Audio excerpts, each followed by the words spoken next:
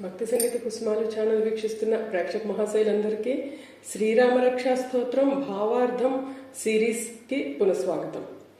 మనం క్రిందటి ఎపిసోడ్లో ఫలస్తుతి భాగంలో కొన్ని శ్లోకాల యొక్క భావార్థం తెలుసుకున్నాము. ఈరోజు ఈ ఎపిసోడ్లో మరికొన్ని శ్లోకాల యొక్క భావార్థం తెలుసుకునే ప్రయత్నం చేద్దాం. సన్నద్ధ కవచీ ఖడ్గి చాపబాణ ధరో యువ గచ్చన్ మనోరథాన్నశ్చ రామః పాతు స లక్ష్మణః. కవచం ధరించి ఖడ్గం పట్టుకుని విల్లు బాణాలు ధరించిన యువరాజైన శ్రీరాముడు లక్ష్మణునితో కలిసి మన మనోరథాలను నెరవేర్చుతూ మనలను రక్షించుగాక అని ఈ శ్లోకం యొక్క అర్థం. రామో దాశరథీ సూరో లక్ష్మణానుచరో బలి కాకుత్సః పురుషః పూర్ణ కౌసల్యయో రఘుత్తమః. దశరథుని కుమారుడైన రాముడు ధైర్యవంతుడు, బలశాలి, లక్ష్మణునితో కలిసి ఉండేవాడు. ఆయన కాకుత్స వంశస్థుడు, సంపూర్ణ పురుషుడు, కౌసల్యాదేవి కుమారుడు, రఘువంశంలో ఉత్తముడు అని ఈ శ్లోకం యొక్క అర్థం. వేదాంత వేద్యో యజ్ఞేశః పురాణ పురుషోత్తమః జానకీ వల్లభ శ్రీమాన్ ప్రమేయ పరాక్రమః. వేదాంతాల ద్వారా తెలిసే పరమాత్ముడు, యజ్ఞాల అధిపతి, పురాణాలలో చెప్పబడిన ఉత్తమ పురుషుడు, సీతాదేవి యొక్క భర్త, అపారమైన పరాక్రమం కలిగిన మహాశక్తివంతుడు శ్రీరాముడు అని ఈ శ్లోకం యొక్క అర్థం.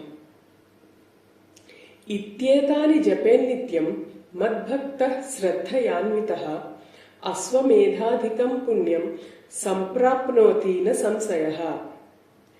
ఈ శ్లోకాలను భక్తితో నిత్యం జపించేవారు అశ్వమేధయాగం కంటే ఎక్కువ పుణ్యాన్ని పొందుతారు, ఇందులో ఎటువంటి సందేహము లేదు అని ఈ శ్లోకం యొక్క అర్థం.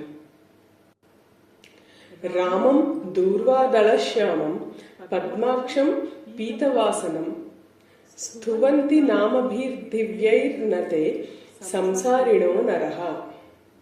దూర్వాదళంలా నీలిరంగులో కమల నేత్రాలతో పసుపు వస్త్రాలు ధరించిన శ్రీరాముని దివ్యనామాలతో స్తుతించేవారు జనన మరణ చక్రం అనగా సంసారం నుండి విముక్తి పొందుతారు అని ఈ శ్లోకం యొక్క అర్థం.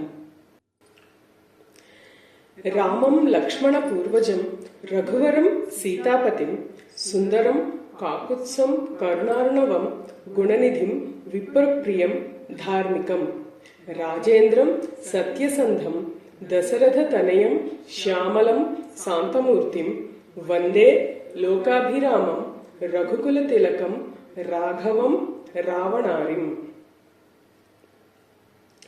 లక్ష్మణుడి అన్నయ్య, రఘువంశంలో ఉత్తముడు, సీతాదేవి భర్త, సుందరుడు, కరుణ సముద్రుడు, గుణాల నిధి, బ్రాహ్మణులకు ప్రియుడు, ధార్మికుడు, రాజులలో ఉత్తముడు, సత్యవంతుడు, దశరథుని కుమారుడు, శాంత స్వరూపుడు, ఈ విధంగా లోకాన్ని ఆనందపరిచే రాఘవుడైన రామునికి నమస్కరిస్తున్నాను. రావణుని శత్రువైన ఆయనకు నా నమస్కారం. ఇదే ఈ శ్లోకం యొక్క అర్థం. రామాయ రామభద్రాయ రామచంద్రాయ వేధసే రఘునాథాయ నాథాయ సీతాయ పతయే నమః. రాముడికి, రామభద్రుడికి, రామచంద్రుడికి, సృష్టికర్తకు, రఘువంశాధిపతికి, సీతాదేవి భర్తకు నా నమస్కారము అని ఈ శ్లోకం యొక్క అర్థం. శ్రీరామ రామ రఘునందన రామ రామ శ్రీరామ రామ భరతాగ్రజ రామ రామ శ్రీరామ రామ రణకర్కస రామ రామ శ్రీరామ రామ శరణం భవరామ రామ. ఓ రఘునందన రామ, ఓ భరతునికి అన్నయ్యైన రామ, యుద్ధంలో భయంకరుడైన రామ, నిన్నే నేను శరణు కోరుతున్నాను, నన్ను రక్షించు అని ఈ శ్లోకం యొక్క అర్థం.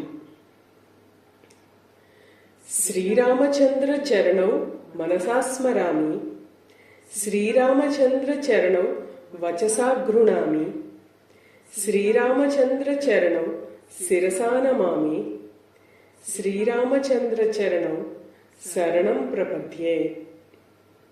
నా మనస్సుతో శ్రీరాముని పాదాలను ధ్యానిస్తాను, నా మాటలతో ఆయనను స్మరిస్తాను, నా తలతో ఆయనకు నమస్కరిస్తాను, ఆయన పాదాలనే శరణు పొందుతాను అని ఈ శ్లోకం యొక్క అర్థం. మాతా రామో మత్పితా రామచంద్రః, స్వామీ రామో మత్సఖా రామచంద్రః, సర్వస్వం మే రామచంద్రో దయాళుః, నాణ్యం జానే నైవ జానే న జానే. రాముడు నా తల్లి, రామచంద్రుడు నా తండ్రి, రాముడు నా స్వామి, రామచంద్రుడు నా స్నేహితుడు, నా సమస్తం రామచంద్రుడే, ఆయన తప్ప ఇంకెవరిని తెలుసుకోను అని ఈ శ్లోకం యొక్క అర్థం. విన్నారు కదా, ఇప్పటి వరకు మనం ఫలశ్రుతిలో కొన్ని శ్లోకాల యొక్క భావార్థం తెలుసుకునే ప్రయత్నం చేద్దాం. మళ్ళీ వచ్చే ఎపిసోడ్లో మరికొన్ని శ్లోకాల యొక్క భావార్థం తెలుసుకునే ప్రయత్నం చేద్దాం.